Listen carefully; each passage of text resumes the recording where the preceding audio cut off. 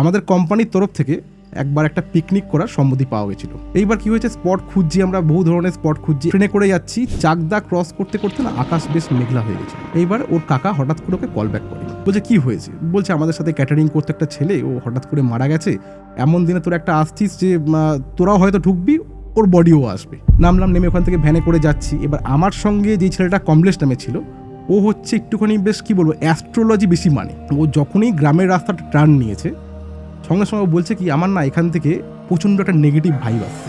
তো এরকম ইয়ার্কি ঠাট্টা মারতে মারতে আমরা স্পটের সামনে পৌঁছালাম। ভদ্রলোককে, সুমন নামে ভদ্রলোককে, ওনাকে জিজ্ঞেস করলাম যে এই যে ছেলেটা মারা গেছে কীভাবে মারা গেছে।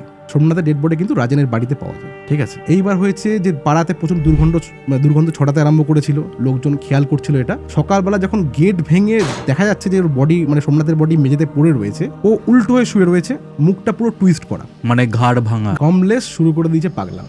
এই রাত্রি আমাদের শেষ রাত্রির, আমি বুঝে গেছি এখানে। আমি প্রথম থেকে আমি বলছিলাম নেগেটিভ কিছু ইম্প্যাক্ট রয়েছে।